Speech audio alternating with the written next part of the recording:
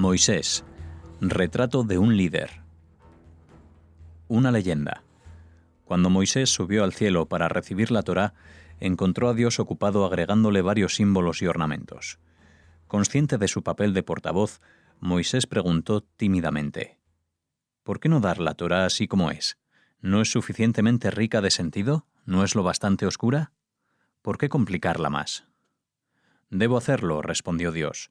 Dentro de muchas generaciones vivirá un hombre llamado Akiva, hijo de José, que buscará y descubrirá toda clase de interpretaciones en cada palabra, en cada sílaba, en cada letra de la Torá. De manera que, ya lo ves, debo ponerlas para que él pueda encontrarlas. ¿Podrías mostrarme a ese hombre?, preguntó Moisés, impresionado. Me gustaría conocerlo. Como no había nada, o casi nada, que pudiera negarle a su fiel siervo, Dios le dijo: «Date vuelta y camina hacia atrás». Moisés hizo lo que se le decía. Se dio vuelta y se encontró proyectado en el futuro. Allí estaba, en una academia talmúdica, sentado en la última fila, entre los principiantes, escuchando a un maestro que desarrollaba un curso sobre la obra y las enseñanzas de Moisés. Lo que Moisés escuchó fue hermoso, probablemente hasta profundo, pero demasiado para él. No comprendía nada, ni un concepto, ni una palabra. Y una nueva tristeza se apoderó de él. Se sintió inútil, disminuido. Súbitamente oyó una pregunta que un alumno le estaba haciendo a un rabino. ¿Qué pruebas tienes de que tus opiniones sobre el tema son correctas?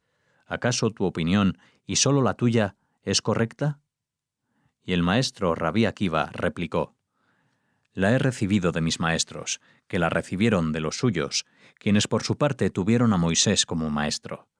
Lo que yo les estoy diciendo es lo que Moisés oyó en el Sinaí. Divertido y también lisonjeado, Moisés, el primer autor judío, se sintió aliviado. Pero algo seguía preocupándolo. Volvió a dirigirse a Dios. «No comprendo», dijo. «Ya que tienes a tu disposición un sabio como él, un maestro como él, ¿para qué me necesitas a mí? Que él sea tu mensajero en la transmisión de la ley de Israel al pueblo de Israel». Pero Dios lo interrumpió. «Moisés, hijo de Amram, cállate. Así es como veo las cosas». Satisfecho o no, Moisés obedeció. No volvió a insistir. Sin embargo, después que hubo pasado un rato, no pudo reprimir su curiosidad. «Dime, ¿qué le ocurrirá luego?» Y una vez más, Dios lo hizo darse vuelta para mostrarle el futuro. Y Moisés vio al Rabí Akiva en la hora de su muerte. Vio su agonía, su martirio en manos de los verdugos romanos, y en su sorpresa y angustia gritó por tercera vez: «No comprendo, Todopoderoso. ¿Esto es justicia? ¿Esta es la recompensa por estudiar tu ley? ¿Los que viven por ella merecen una muerte semejante?» Y una vez más, Dios lo interrumpió. «Cállate, hijo de Amram. Tal es mi voluntad. Así es como veo las cosas». Y Moisés guardó un silencio respetuoso, así como siglos después, Rabí Akiva guardó silencio el día en que se enfrentó a la muerte y a la eternidad.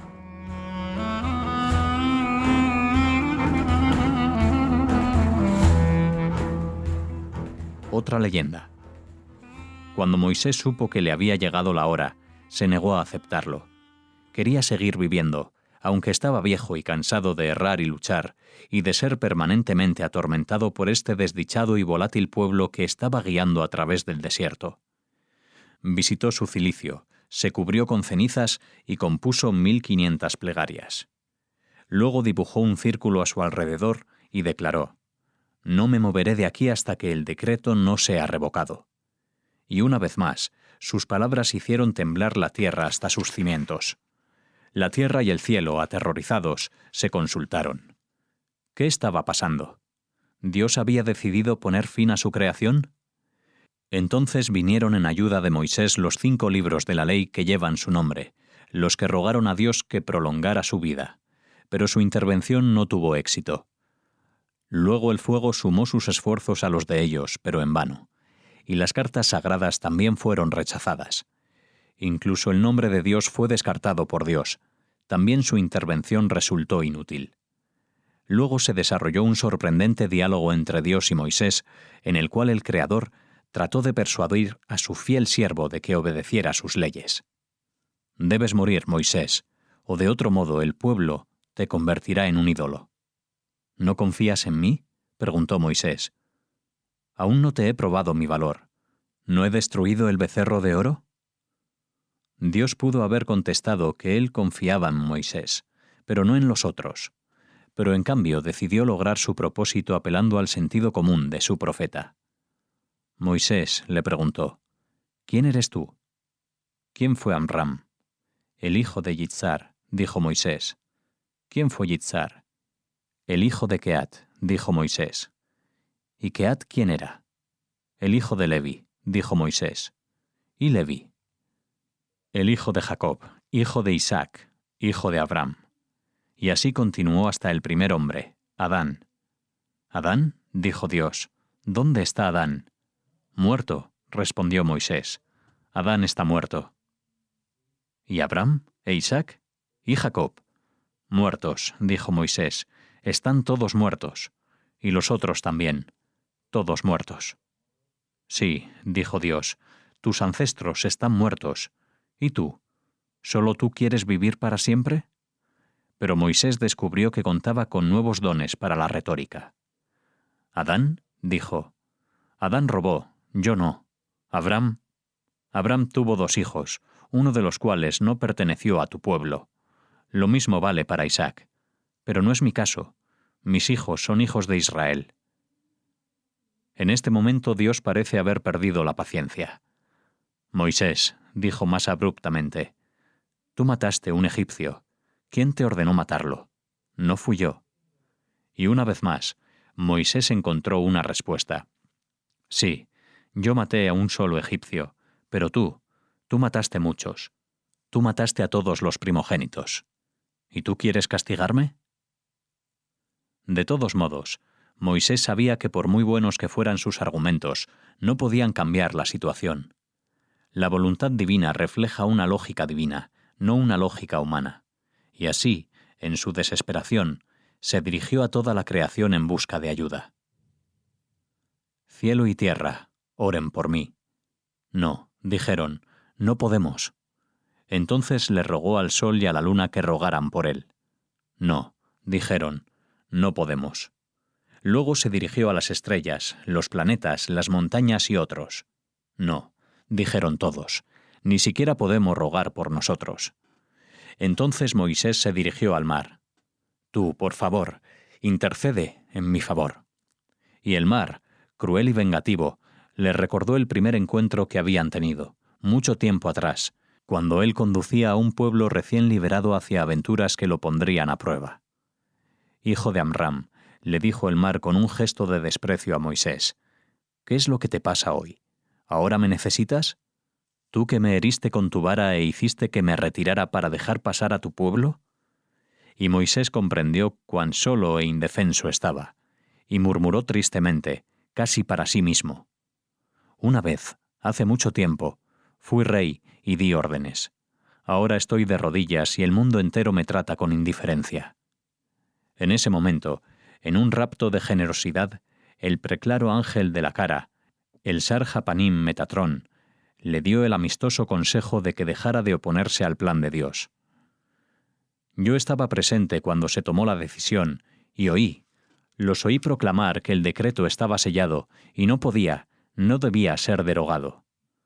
Moisés debería haber prestado atención a un consejo tan sabio y bien intencionado. Debería haber partido en forma elegante, digna, pero no lo hizo. Siguió negándose a morir, rogando, mendigando un día más, una hora más, como lo hubiera hecho cualquier mortal, y no el profeta de los profetas que había impuesto su visión a la humanidad, el maestro de los maestros, que había sentido el ardiente aliento de Dios en su rostro. Tan grande era su desesperación que se declaró dispuesto a renunciar a su condición humana a cambio de unos pocos días más de vida. Señor del universo, imploró, déjame vivir como un animal que se alimenta de pasto, que bebe agua de los manantiales y se contenta con ver pasar los días. Dios se negó. El hombre no es un animal, debe vivir como un ser humano, o no vivir. Entonces, dijo Moisés, déjame quedarme aquí como un pájaro, amigo del viento, que vuelve a su nido todas las noches, agradecido por las horas que ha vivido. Dios volvió a decir que no. El hombre debe vivir y morir como hombre, como todos los hombres. Entonces Dios usó una expresión llamativa. Moisés, debes morir. Ya has hablado demasiado. Pero Moisés todavía no se había resignado. Peleó ardientemente hasta el fin, hasta que abruptamente le suplicó a la muerte que viniera, como veremos más adelante. El lector no puede dejar de sentirse perturbado por la violenta pasión que Moisés sentía por la vida. ¿Cómo pudo Moisés, tan fervoroso, tan fiel, oponerse a la voluntad divina, o incluso ponerla en cuestión? ¿No es un privilegio morir por Dios y por su gloria? ¿Por qué estaba tan ansioso de seguir viviendo? Después de todo, no era lo que se puede llamar joven, pues había llegado a la edad de 120 años. Además, ¿su vida había sido tan feliz, tan gratificante? Él había sido puesto a prueba y castigado constantemente por Dios y por el hombre. Nunca nadie le había demostrado gratitud alguna, ni siquiera amistad. Su pueblo lo había hecho sufrir tanto que había comenzado a dudar de sí mismo y de su misión. Habían tergiversado sus ideales, traicionado su confianza. Las alegrías en su vida habían sido pocas. ¿Por qué entonces se aferraba a ella tan apasionadamente, en lugar de machacar callada y serenamente hacia la paz infinita? E incluso si realmente quería vivir con tanta desesperación, ¿por qué lo mostraba? ¿Por qué hacía un despliegue semejante de su sed de vivir? ¿Era este un comportamiento digno del fundador y líder de una nación? La mayoría de los grandes hombres, como sabemos, tiende a ocultar sus sentimientos y reprimir su angustia, y se esfuerzan por recibir a la muerte con desdén, o al menos con indiferencia. ¿Cómo podemos explicar entonces que una de las figuras más extraordinarias de la historia se comportara tan extrañamente? ¿Podía haberse olvidado de Rabbi Akiva, elegido por Dios, quien habría de aceptar silenciosamente y hasta con alegría su martirio? Moisés, el héroe más solitario y más poderoso de la historia bíblica. La inmensidad de su tarea y la amplitud de su experiencia despiertan nuestra admiración, nuestra reverencia, nuestro respeto. Moisés, el hombre que cambió el curso de la historia por sus propios medios. Su aparición se convirtió en el punto decisivo de viraje. Después de él, nada volvió a ser igual. No es sorprendente que ocupe un lugar especial en la tradición judía. Su pasión por la justicia social, su lucha por la liberación nacional, sus triunfos y decepciones, su inspiración poética, sus dones como estratega y su genio para la organización, su compleja relación con Dios y su pueblo, sus pedidos y promesas, sus condenaciones y bendiciones, sus explosiones de cólera, sus silencios, sus esfuerzos por reconciliar la ley con la compasión, la autoridad con la integridad. No ha habido nunca un individuo en ninguna parte que hiciera tantas cosas para tanta gente en dominios tan diferentes. Su influencia es ilimitada, se difunde en una reverberación que va más allá del tiempo. La ley lleva su nombre, el Talmud no es más que su comentario, y la Cábala comunica solo su silencio.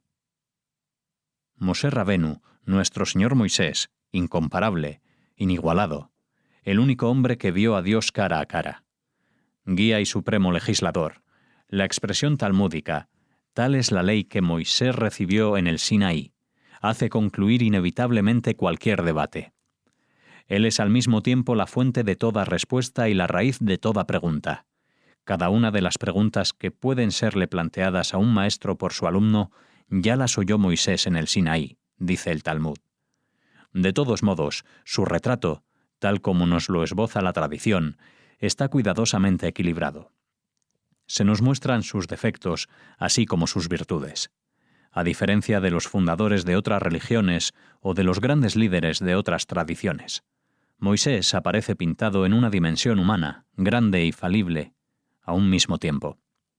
Mientras que todas las otras religiones tienden a transformar a su fundador en un semidios, el judaísmo hace todo lo posible por humanizar a Moisés. Por momentos tenemos la impresión de que el Talmud querría convencernos de que el más grande de nuestros líderes no estaba realmente calificado para cumplir con sus deberes. Ninguna de sus flaquezas queda en la sombra, como tampoco sus abruptos cambios de humor. No se llevó muy bien con otros hombres o incluso con los ángeles. Se casó con la hija de un sacerdote pagano, vivió alejado de su pueblo y en una ocasión llegó tan lejos que negó sus orígenes. Además era un orador muy pobre. ¿Cómo podía abrigar la esperanza de galvanizar a su público? Y sin embargo, si no hubiera sido por él, Israel hubiera seguido siendo una tribu de esclavos, hubiera seguido viviendo en las tinieblas del miedo, temiendo la luz. Su vida empezó con lágrimas, con sus propias lágrimas. Batia, la hija del faraón, vio una canasta que flotaba aguas abajo, en el Nilo, y encontró en ella un niño judío. Ella supo que era judío porque el bebé no lloraba como un niño, sino como un adulto, como una comunidad de adultos. Todo su pueblo estaba llorando en él, dijo uno de los comentaristas. La leyenda cuenta que Moisés no quería llorar. Al contrario, quería contener sus lágrimas, permanecer tranquilo y callado, aunque tenía miedo. Pero el ángel Gabriel le pegó con fuerza para hacerlo llorar y de ese modo despertar la compasión de Batia. Esto puede explicar las tensas relaciones que tendría más tarde Moisés con los ángeles. Cuando fue llevado al palacio real, Moisés dejó de llorar, y pronto comenzó a deslumbrar al rey y a su corte con su inteligencia. Se convirtió en el niño más mimado, y también el más precoz. A los 3 años mostraba dones de curador milagroso, y de profeta. Y como era un niño excepcionalmente hermoso, la gente lo abrumaba con sus cariños. Batia, su madre adoptiva, lo halagaba permanentemente. Se le dieron todas las ventajas de la mejor educación del momento. Estudió con maestros venidos desde lejos, a quienes sorprendía con su aplicación y entendimiento. En muy poco tiempo llegó a dominar varias lenguas y las ciencias exactas. El faraón mismo no podía dejar de prodigar al niño signos de afecto y era frecuente que lo sentara en su regazo para jugar con él, una intimidad que no carecía de peligro. Un día, cuando el niño traviesamente sacó la corona de la cabeza real y la colocó en su cabeza, los consejeros del faraón se espantaron. Dijeron que era alta traición, y los sacerdotes lo declararon un mal presagio. Todos estaban de acuerdo en que era preciso ejecutar al niño antes que fuera demasiado tarde. Afortunadamente, un consejero, un ángel disfrazado, sugirió una solución menos radical. Colocó 2 platos ante el niño, uno repleto de oro y piedras preciosas y el otro con carbones ardientes. Si el niño iba a buscar el oro, ello significaría que verdaderamente abrigaba intenciones sospechosas y que debía ser eliminado. Pero si en lugar de eso iba en busca de los carbones, ello significaría simplemente que era atraído por los objetos brillantes. Se hizo de este modo, y Moisés estiró la mano para tocar el oro y las piedras preciosas. Pero el ángel Gabriel lo empujó con tanta fuerza que su mano aferró un carbón caliente y lo llevó hasta la boca. Así se salvó Moisés, pero se quemó la lengua, y desde ese momento quedó tartamudo. De allí en adelante se volvió más prudente y por lo tanto más desconfiado. Quizás algunos de los consejeros reales seguían sospechando de él, pero no se nos cuenta nada sobre eso. En realidad, no se nos cuenta nada de su adolescencia. ¿Tuvo algún contacto con sus hermanos esclavos? ¿Estaba en conocimiento de sus orígenes? Es algo que no se menciona, ni en la Biblia ni en el Talmud. Solo se nos dice que un día, Vayigdal Moshe Vayetze el Tzav, creció y salió para ver a sus hermanos. El Jerez Revé interpreta que el sentido de esta frase es que la grandeza de Moisés residía en que salió para unirse a su pueblo. ¿Cuántos años tenía entonces? 20 según una fuente, 40 según otra. Lo importante es que apareció entre sus hermanos como príncipe, con todos los derechos y privilegios correspondientes a su rango. Un abismo lo separaba del mundo del sufrimiento. No obstante, el hambre y el sufrimiento de los esclavos lo afectaron en tal forma que decidió intervenir. El Midrash nos cuenta que ese día Moisés vio hombres fuertes cargando pesos livianos y hombres débiles extenuados bajo pesadas cargas. Hombres viejos haciendo las tareas de los jóvenes y jóvenes que hacían trabajos adecuados para los ancianos. Hombres asignados a quehaceres femeninos y mujeres que realizaban trabajos de hombre. Tanto conmovió a Moisés esta visión, que decidió interceder en su defensa y procurar que desde ese momento en adelante cada uno fuera asignado a un trabajo que estuviera de acuerdo con su capacidad. Pero Moisés no se detuvo allí. Una vez despierto, su sentido del parentesco con su pueblo lo llevó a dar otros pasos, que implicaban cada vez más riesgos para él. Mejoró sus condiciones de vida y obtuvo para ellos el derecho a observar el Sabbat y tomó parte en sus asuntos internos. En realidad, se proclamó protector de sus intereses. Un día, cuando vio a un capataz egipcio que torturaba a un esclavo, se arrojó sobre el hombre y lo mató. Desde entonces pasó todo el tiempo alejado del palacio, aprendiendo las reglas y costumbres de estos hombres y mujeres perseguidos por la poderosa maquinaria del imperio. Quería comprender, ayudar. Comprender para estar en condiciones de ayudar más eficazmente. Trató de comprender la crueldad de los opresores y la de algunos de los capataces elegidos de las filas de los esclavos. ¿Por qué las víctimas, en lugar de ayudarse las unas a las otras, adoptaban los métodos de sus enemigos? Un día vio a dos judíos disputando. Cuando uno de ellos comenzó a golpear al otro, él intervino. Rasha amonestó al culpable: «Tú, hombre malvado, ¿por qué estás golpeando a tu hermano?» En verdad no era asunto suyo. ¿Por qué tendría que preocuparse un príncipe egipcio de que dos esclavos judíos tuvieran ganas de pelear? Pero él ya se sentía comprometido como judío, y la gente estaba comenzando a darse cuenta. Estos dos judíos sabían, de manera que el hombre a quien él se había dirigido respondió con insolencia: «Ahórranos tus sermones. ¿Estás planeando matarnos a nosotros también?»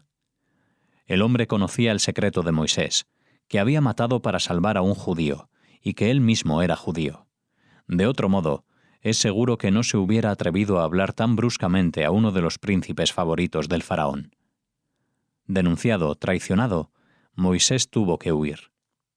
El Talmud nos cuenta que un ángel que se parecía a él como un hermano se puso en su lugar, y que mientras éste estaba frente al verdugo, el verdadero Moisés escapó del país.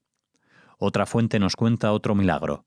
Todos los hombres de la corte real quedaron ciegos, sordos o mudos, de manera que todos los que lo habían visto u oído partir no pudieron hablar de ello. Otro texto sostiene que Moisés fue arrestado por los guardias del faraón y condenado a ser decapitado, pero que su cuello, milagrosamente, resistió el hacha. Lo cierto es que este fue un momento decisivo para Moisés, uno de los más importantes de su vida.